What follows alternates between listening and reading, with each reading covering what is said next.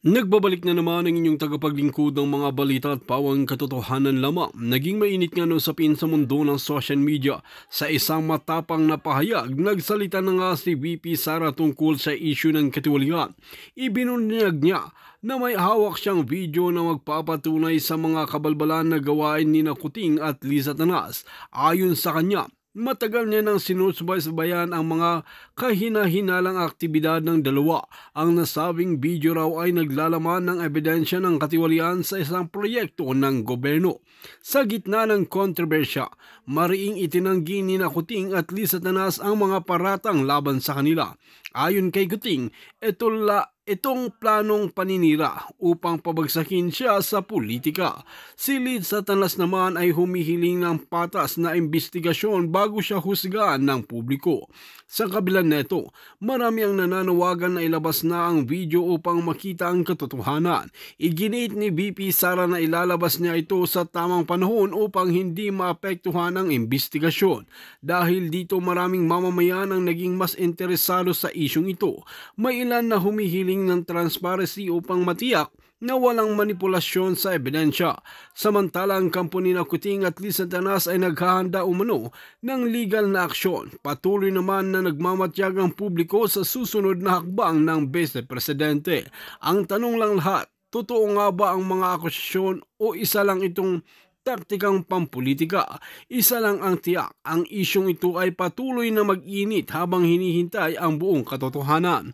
While mga kaibigan, para nga sa karagdagang impormasyon, panoorin nga natin ang buong video. At kung bago ka pa lamang sa aking channel, huwag kalimutan i-click ang subscribe button at notification bell para lagi kang updated sa ating mga bagong video. At para sa sulit viewers natin dyan, maraming salamat sa walang sawang pagsuporta. So yun yung nakita ninyo. Ganito po ang epekto ng gobyernong bangag na Adictus Benedictus na si Marcos Jr. Kasi mana-mana yan. Para yan sa isang pamilya, di ba, na kapag ang padre di pamilya ay bangag lagi, hindi naman lahat, pero mapapariwara ang kanyang mga nasasakupan dahil nga ang namumuno sa inyo na si Bangag Jr. ay authenticated bangag. Ayan. Then sa Congress naman, at minadali yung wala nang question, gusto nang tapusin yung ang budget ng DOH. Kaya naman pinigilan, pinigilan pa o inampat pa ni Agri Party List Representative Wilbert Lee kung saan inagaw niya ang mikropono doon kay Samar Representative Daza, 'di ba? Para ma-prevent sana yung pag-terminate right away ng deliberation doon sa budget ng DOH. Tandaan ninyo, itong budget ng DOH at ang DOH ay under sa Office of the Bangag. Kaya naman talagang kapag under sa office ng mga bangag o kaya nilang hawakan ang pera ng bayan, wala nang tanong-tanong. Dapat approve ka agad ang budget, 'di ba? Approve ka agad, hindi katulad ni Inday Sara na talagang gagawan pa ng kwento. Gagawan ng kwento at nakikipagsabuatan nga, ayan na, binanggit na mismo ni Inday Sara, si Zaldico at yang si Tambaluslos.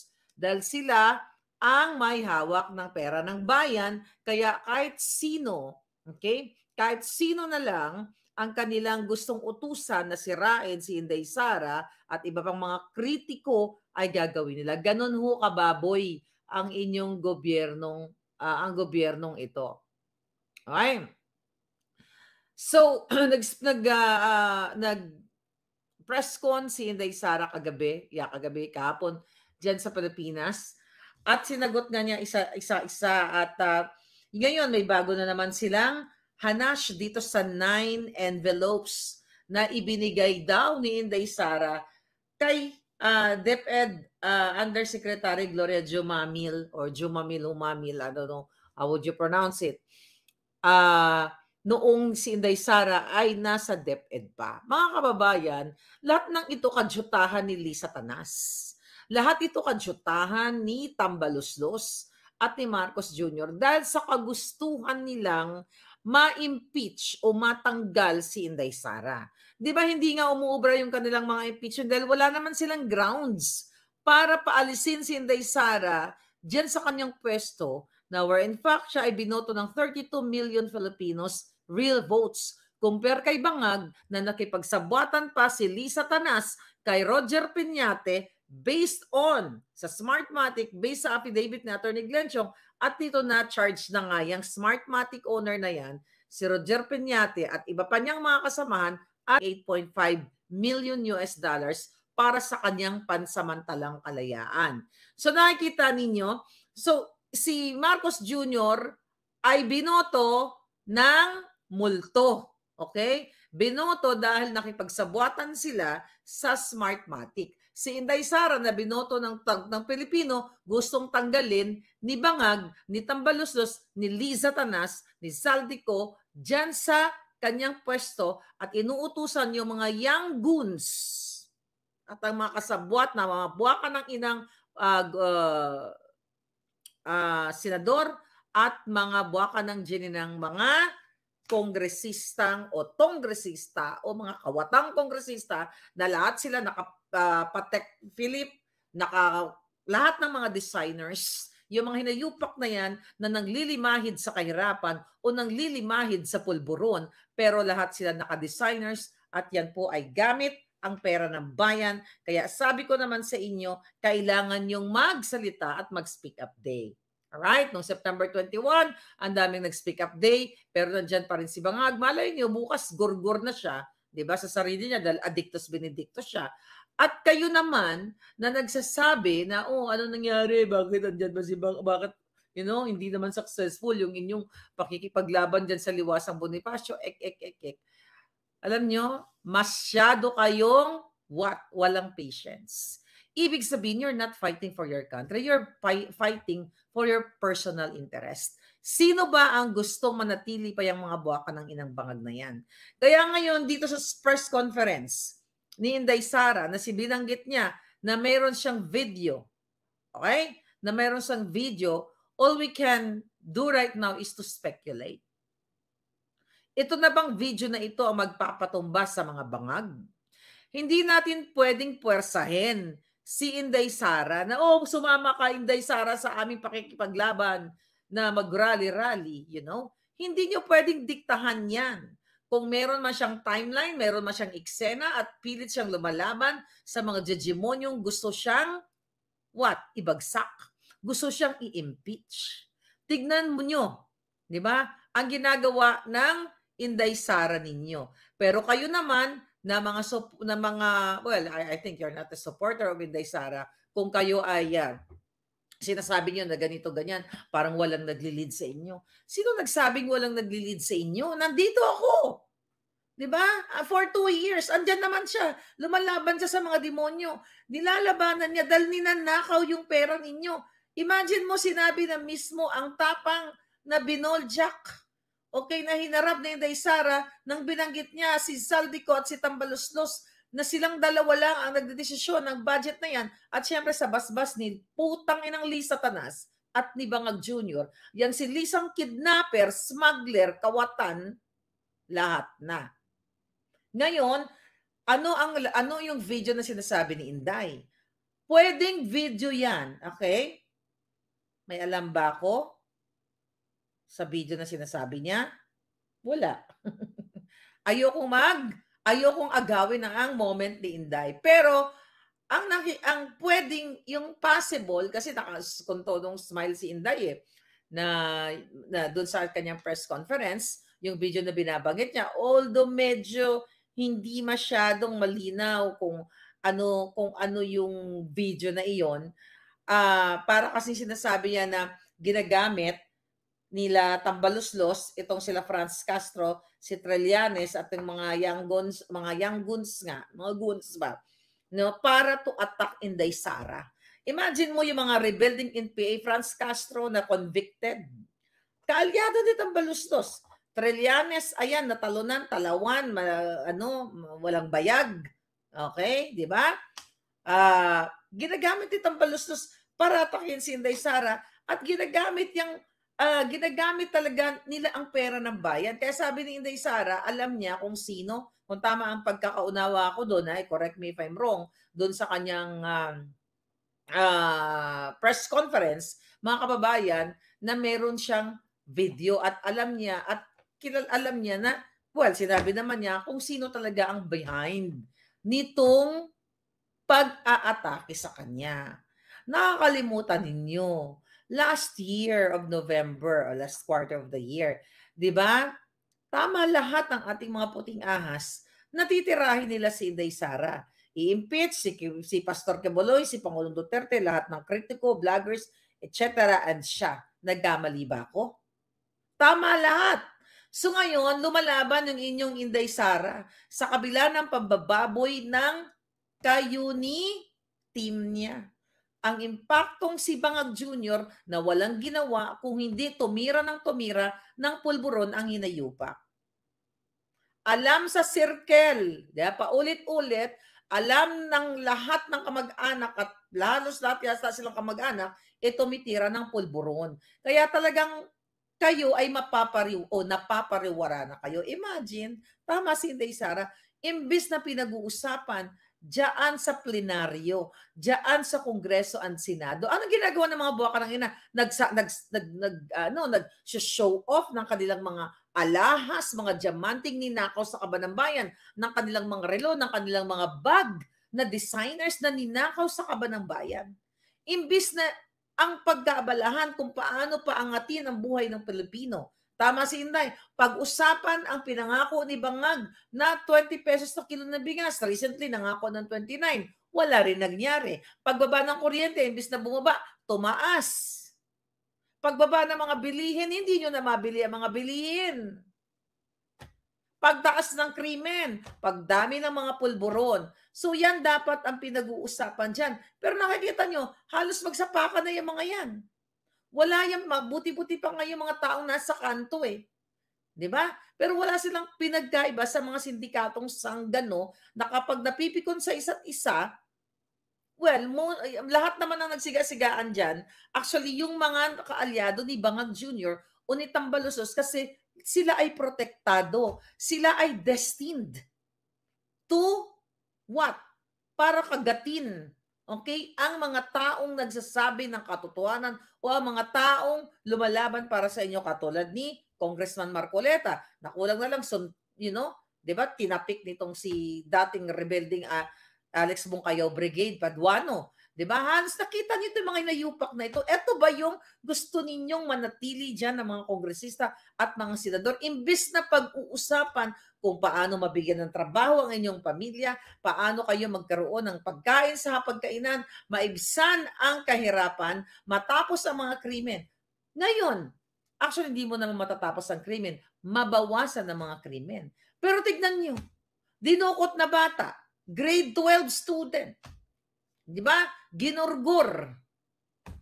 Nagipag-meet up somewhere sa isang katchat or whatever, ginurgur. Walang takot ang mga manggugurgur, ang mga magnanakaw kasi walang gurgur na parusa sa mga hinayupak na ito, mga kababayan. Sabi nga ni Sky, yung flood control budget, naging ghost na lang. Ayan, imbis na yan ang tama ka, Sky. Imbis na yan ay pananagutin ang putang inang 5,500 flood control na sinasabi ni Bangag. Pinag-usapan ba nila? Hindi. Napaka-importante yan, mga palangga. 1.4 billion a day. A day, 1 billion kada araw ang ginastos doon sa ghost flood control. Pero ni isang senador, ni isang kongresista, walang gustong pag-usapan at panagutin. Bakit? Kasi ang mga buwaka ng Jeremis, lahat magkakasabwat. Okay? Ngayon, itong si Sara, Inday Sara, ay ginagawa ng issue gamit itong si Gloria Jumamil, DepEd Yusek, dating DepEd Yusek, na kung saan, okay, ay nagdrama doon sa Kongreso. Alright? Nagdrama siya. na siya ay binigyan daw ni Inday Sara ng what? Ng 9 envelopes from February 2023 to September. Okay?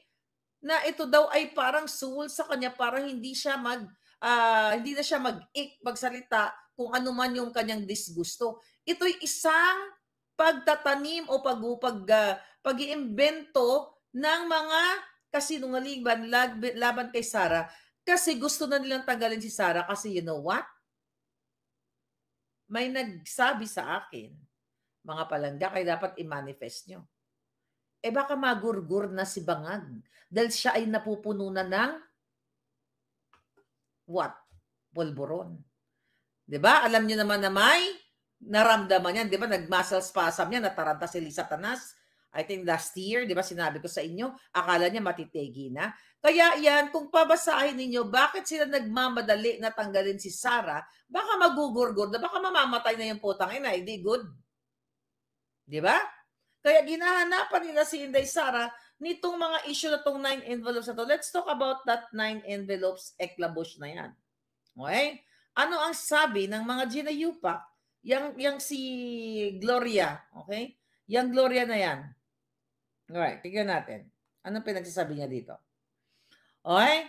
So, dun sa Congress, napanood ko na sinasabi niya na clip lang, hindi ko na pinapanood yung kahaba-haba ng mga kajotahan, kasinungalingan, yang kanilang mga hearing sa Congress. Unang-unang Congress, Senado, lumalamon sila sa kaban ng bayan, nagpapakita ng kanilang mga designer items na hindi naman sa kanila kundi nakaw sa kaban ng bayan. Wala na pong kwenta ang politika, ang Senado at Congress sa Pilipinas, lalo na ang bangag niyong presidente na baka i-manifest natin, baka malagutan na ng litid. Okay? Oy, good girl na ako ngayon. Nagtitina ako. Madalas. Ipa-contest kasi kami. Kailangan paunahan ng papayatan. Anyway, ang sabi ni Gloria Mercado na napakasinungaling doon, obviously naman. Sinasabi niya na nakatanggap nga daw siya ng sobre na binigyan siya ni Inday Sara, di ba? Nung siya ay nasa procurement para kapag may mga anomalya, eklabush, hindi siya magsasalita. At sinasabi niya na hindi niya binuksan ang sobre na binigay sa kanya. Alright? Hindi niya binuksan dahil sabi niya, hindi siya komportable na asiwa or whatever. Anong feeling niya na hindi ko bubuksan ng sobre, mga kadramahan. Nakikita mo dun sa clip na napanood ko na napakasinungaling ang kanyang script. Okay? At sinasabi niya na nag-ask siya na humingi siya ng payo kung sino mang demonyo ang hininga niya ng payo na i-donate na lang daw ang pera na nilalaman ng sobre sa isang NGO. Paano mo malalaman kung pera yung laman? Malay mo, play money pala yung laman. Ini-etchos ka lang pala ni Inday kung totoo man. Which is hindi totoo dahil pinaliwanag ni Inday Sara doon sa kanyang press conference na itong si Gloria Jumamil na ito ay isang talunan, tinanggal dahil sa kanyang mga ginawa sa pag-solicit ng worth 16 million pesos sa private company para mangikil ng pera. I think nandito. Anyway, ito. Okay, pinakita ni Inday Sara itong ebidensya na itong si Joe, yung ginamit na witness, ayan, ginamit na witness ng mga tambaluslos dyan para idiin si Sara Duterte na siya ay nag-bribe dito kay Jumamil na ito, Humamil, tangay na kapangit ng pangalan ni Gloria. Pinakita ni Inday Sara at may ebidensya mga hitad. Okay, ayan, na nangingi siya, okay, ginto talaga yung aking ang yaman ko. Okay? Yaman sa ginto ng polish. Anyway, nabasa niya to for sure. Dito ay pinaliwanag ni Vice President Sara Duterte na at ipinakita ang mga ebidensya. Actually, ito ang mga binigay, ay mga pangalan. But anyway, ito yung mga itemized amount, okay, na hiningi niya, which is total of 16 million. Hindi siya pinaya, o hindi siya hindi aprobado ng Office of Education, Department of Education, nung si Inday ay nandoon pa para mangikil o manghingi siya ng solicitation sa mga private companies. Kaya naman, obviously, sisiraan niya talaga si Inday Sara para gamitin ni Trillanes, ni Tambaluslos, ng lahat ng mga hudas para i-impeach si Inday Sara. Dahil yan ang binibida-bida ni Trillanes. Okay, di ba? Ngayon, binibida nila tambal. Well, obviously, ang mga buwaka ng inang kongresista at senador, they are not for you. Hindi ba kayo napipikon? Hindi ba kayo nauumay, nagagalit na everyday ang pinag-uusapan ng buwaka ng inang mga bayarang media na supposedly kakampi ninyo, ang inuulat nila yung bangayan sa Congress and Senate about kung paano i-impeach si Sara and yung tungkol dyan tungkol dyan sa Pogo na yan. Hindi ko na pinapanood.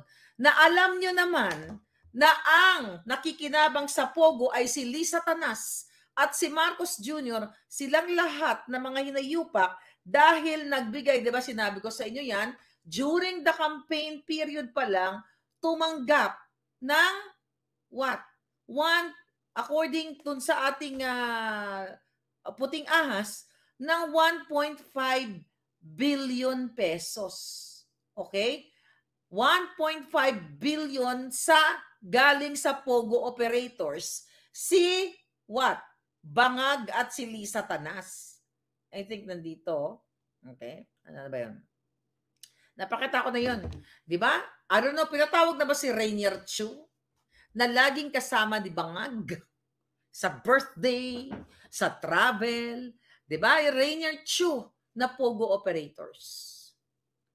Ngayon, araw-araw ang pinag-uusapan nila Pogo, pero ang totoo, ang promotor o nakikinabang ng Pogo ay si Bangag at itong kanyang asawang kidnapper na si Lisa Marcos. Ngayon ang sinasabing video ni Inday Sara, ano ito? Possible, pwede lang tayong mag-speculate kasi wala pang puting ahas na nagsabi sa atin. Pwede kasi, patawa-tawa si Inday mukhang nanalo mukhang panalo yung kanyang smile, di ba? Pwede kasing yung heavy luggage, okay? Na binayad naman kay Tambaluslos, according to the news, not really news, dun sa kaso dito sa Delaware, di ba? Na binigyan siya ng 2 billion bribe. Pwedeng yun yung video na yun na sinasabi ni Inday. Pwede rin siguro na baka nag-atik-atik lang si Inday, baka another polboronic video. Kasi ang alam ko, hindi lang yung polboron video meron ako. Meron pang iba. Or pwede rin yung tsuktsakan nila, nung tsuktsakan ng mga bangag, habang sila ay mga bangag. Nag-orgy or nagsiswitch sila ng partners, di ba? Di ba may lumabas na mga ganon na video na nabakabukangkang si Lisa Tanas, di ba? Nakabukangkang yung screenshot, tinake down nila. Lahat na lang gusto nilang i-take down. Nakabukangkang si Lisa Tanas. Sabi ni Reynaldo Jomen, AFP pera-pera naman yan. So nararamdaman nyo ba? Okay, nararamdaman nyo ba kung gaano kahirap ang pinagdadaanan nyo ngayon sa Pilipinas? Siguro nakikita nyo naman na everyday ng buhay ninyo, kung nanonood kayo ng balita, wala nang naibabalitang matino o wala nang ang build. Wala man lang na ipapatayong mga infrastruktura para sa inyo. Sa halip, sila ay nagbabangayan, nagpapasikatan ng kanilang mga designers, nagpapadamihan sila ng kanilang nakaw galing sa kaba ng bayan. At yung sobre na sinasabi ng Gloria na yon, na hindi, babalikan natin yung sobre, na hindi niya binuksan. My God, tapos dinonate niya na lang daw doon na lang daw niya binuksan sa harap ng tawag dito, nung NGO na yon. Di ba? Obviously, nagsisinungaling. Paano nga sabi ko kung ang laman nun ay papel di hapon? Di ba? Tapos bit pa niya, pinakita pa niya, ito yung sobre. Tapos empty yung sobre. Kahit sino. Sabi nga ni Maoy TV, sobre galing sa solicit niya. Exactly. Ay, sobre na yon galing sa pangsusolicit niya. Baka siya yung isa sa mga, di ba yung nung nasa Pilipinas ako, yung may mga umakyat sa bus, inaabutan ka ng sobre, tapos may pangalan na gano'n. Baka gano'n. But anyway, so itong mga sobre na to, napakadaling gumawa ng kwento. Pero dito mo makikita sa sa salita nitong si Gloria Jomamil na ito, na siya ay hindi nagasilinanto yung kanyang pananalita. Ibig sabihin, mga kababayan, kapag ang tayo nagsasabi ng totoo, spontaneous yan. Right? So ngayon, ang ginagawa nila, talagang gagawa sila ng paraan para mag-invento, gamitin, para patalsikin si Inday Sara. At hindi naman magwawagi ang mga yan. Kaya sabi ko nga, baka bukas makalawa, sabi ni Vitality, baka nga papel di hapon, di ba? Kinupit. Okay. So, baka bukas makalawa, bumagsak na yan si Bangag Jr. dahil siya ay addictus benedictus. Ulitin natin, masaya ba kayo na ginagastos ang pera ng bayan? Diyan sa concert, doon na lang sa Duran-Duran? Oh, ngayon hindi siya nagta-travel, mukhang tumitig. Hindi siya nagta-travel, pero nag-i-invite ng mga, katulad ng Duran-Duran, para lustayin ang pera ninyo. Talaga bang wala kayong pagmamahal sa bayan ninyo? Talagang papayag na lang kayo na halos lahat ng mainstream media na dating anti-Marcos, na sinasabi nilang kawatan ng mga Marcos ay kaalyado na nila? So, ibig sabihin yan, mga palangga, nagsanib puwersa na ang mga demonyo. Kaya dapat, sabi ni Abraham Rapio, mag-people power na kayo. Hindi ako titigil sa kasalta hanggat buhay pa ang mga bangag na yan. Kaya nga dapat burahin sila sa mapa ng politika ng Pilipinas. Dahil si Bangag Jr., si Marcos Jr. ay hindi naman nagtrabaho. Sinabi mismo yan ni Amy Marcos nung kami ay lumalaban sa electoral protest. Ang mga buwaka ng ina, lumalaban ako sa electoral protest. Nagsabi sa inyo, sinabi sa atin, nilabanan si Leni Robredo kasi gusto natin nabilang ng tama ang mga boto. Diba? Ang hindi natin alam, nakipagsabwatan pa lang mga hinayupak. Ulitin natin, doon nagsimula ang galit ko sa mga demonyong ito. Dahil ako'y laban ng laban, sigaw ng sigaw dito, na dapat manalo si Bangag Jr., mabilang ng gusto ang boto niya noong 2016 election, at para magkaroon ng chance yung mga simpleng mga mamamayan na gustong maglingkod sa bayan, para magkaroon tayo ng clean and